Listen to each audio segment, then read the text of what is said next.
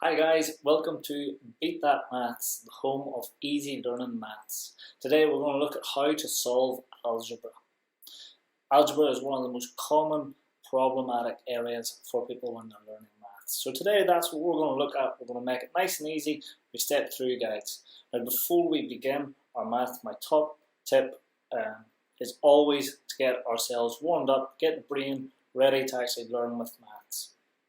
The biggest problem we have is usually when we're about to undertake our maths, our brain is in our default format, which is communication. So it's dealing with languages and words. And when it comes to maths, it's all about numbers and our number knowledge. So it's really important to get the brain set up on the right path so that whatever you're trying to learn is actually being processed efficiently.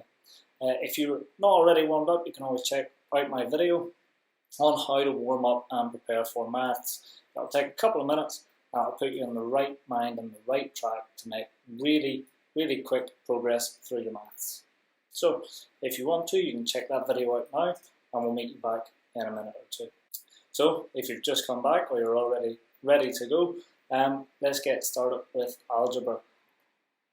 The key part to algebra is actually understanding what this symbol means. The equal sign, we're so used to seeing it at the end of a number fact or number sentence that we just think that it's the result of. But actually, that sign is telling us that both the left-hand side and the right-hand side are even, they're balanced, they are the same. They mean the same, they're equal to the same, they have the same value. So in our most basic of maths, that would be 2 plus 2 equals 4.